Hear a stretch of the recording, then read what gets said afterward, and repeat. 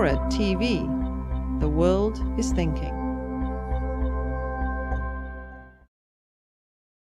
The question is what advice he has on protecting sources, because so many people just simply use email and reveal their identity by doing that. So on the one hand, I can say you're all screwed. You are all totally screwed, because everything is going onto the internet. I was with, I won't name him, but one of the most respected investigative journalists in the United States. And he checked his email in Gmail, was logged into Google, and then he goes and starts searching stuff. Well, he's still logged into Google, so you can saw his name in his Google searches. And Google keeps a history of everything being searched for. And he was searching for things on the story he was developing, and he's a national security reporter.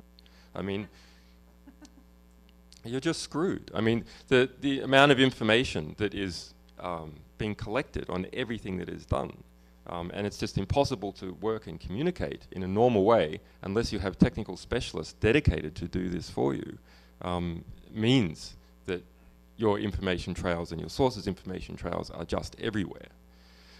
However, actually, the chance of a source being busted is very, very low, even with that developing problem. If someone actually has the energy and inclination and the career interest to do that, they can. But the chance is very, very low that a source will be busted.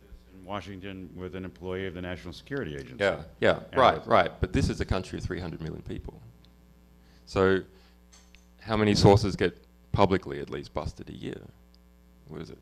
10 in the United States? 300 million people. So it's actually nothing. I mean, the chance of your source getting run over by a car are vastly higher. And now I've been caught. But there's a perceptual illusion, because every time a source is caught, their name is, even their face is in the paper. But every time the New York Times uses a source to inform a story, it's like the source never existed in the first place, because it's basically an anarchist act, right? Leaking is basically an anarchist act, and to be a mainstream publication, you can't be lionizing sources doing anarchist acts all the time. So you don't see the source mentioned at all in the story, or you see Document C by the New York Times, or you see an official speaking anonymously.